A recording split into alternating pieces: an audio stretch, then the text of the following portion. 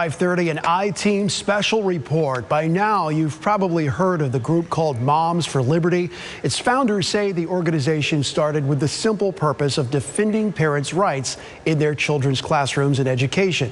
And now, nearly a year after that group got their start right here in Florida, its popularity has spread all over the country.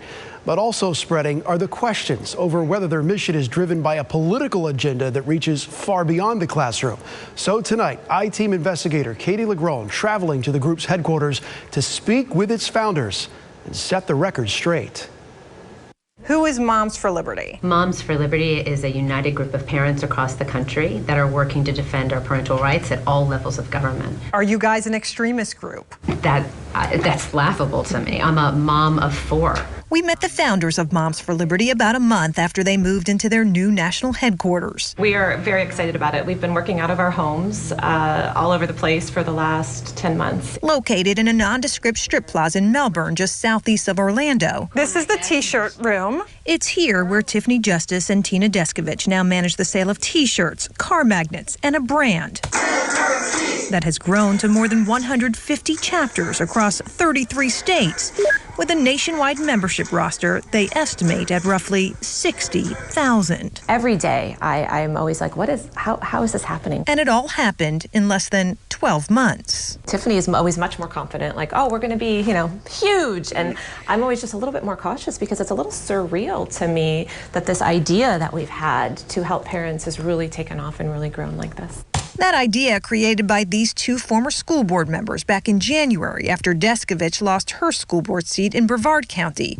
And Justice says she chose not to run for her board again, a neighboring county away. We very much saw a need for parents to reclaim their children's education, and I think the timing was right for the organization to grow. I'm with Moms for Liberty. Largely because of COVID. Clearly, science is not what your decisions are based upon anyway. Fueling debates over when and how schools should reopen. We do not support any mask mandate. Then came school mask mandates. We believe that parents are the expert of their own children.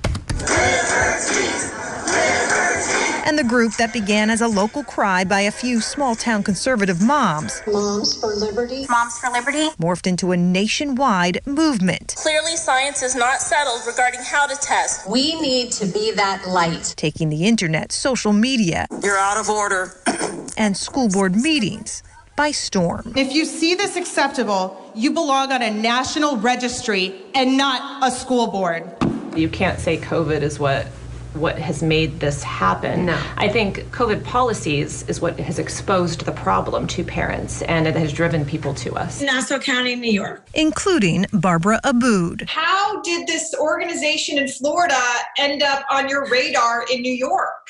It's a crazy journey. Frustrated with her own district's mask mandates, she started the group's first chapter outside Florida in Nassau County, New York. No one was listening. No one was taking us seriously when we said our kids are suffering under some of these things that are happening. While the group's mission is focused on improving public education, both Abood and Deskovich no longer send their children to public school. Just because I needed to pull my child to protect him doesn't mean I don't want to stay in the fight to protect all other children. By the way, the other co-founder has 4 in public school.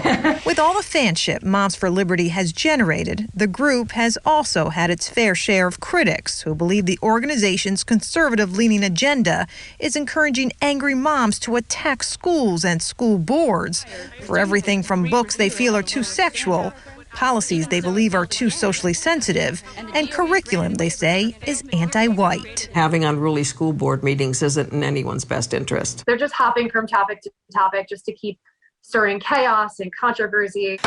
Florida school board members Shirley Brown and Jennifer Jenkins made headlines a few months ago after they became targets of angry protesters outside their homes. I will not be intimidated by you. We're not here to intimidate. Jenkins, a Democrat who beat Deskovich for school board, even had a false child abuse investigation filed against her.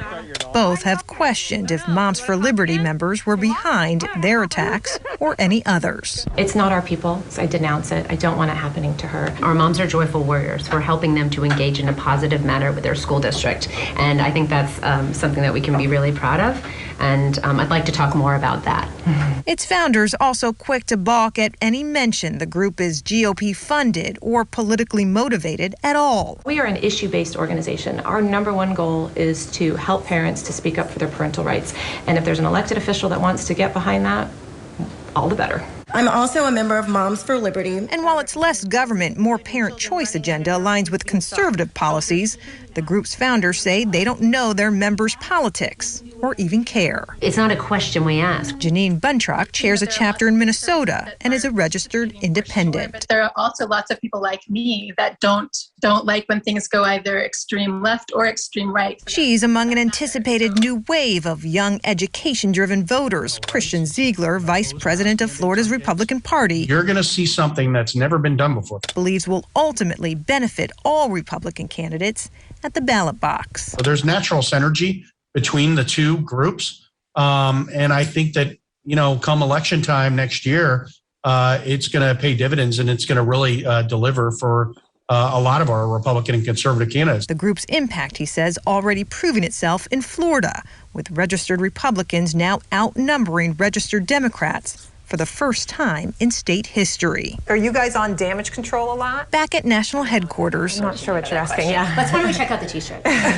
You'll also find books on how to read the Constitution, how to spot critical race theory. I didn't even know they were on the shelf. And fight back. It's a good little kind of once-over on critical race theory. It's not anything we've used or given out. Its founders unapologetic over who they are. There's critical theory in general that's happening that we're seeing in all of our schools, saying but it's that not being taught in schools. Critical. If you're watching CNN, then that's what they're telling you. Defensive over who they're not. We believe there's no room for discrimination in America's public schools. And committed to not backing down. There's an effort to marginalize what we're doing and to try to make us look a certain way. Why? Why do you think that is? I can answer that because we're disrupting the balance of power in public education. Parents have lost their voice to represent themselves and their children. So we're bringing our own chairs. Our moms are bringing our own chairs to the table, right? And we're gonna claim those seats, and we're gonna be a part of the process because they're our children. In Melbourne, I'm Katie LaGrone,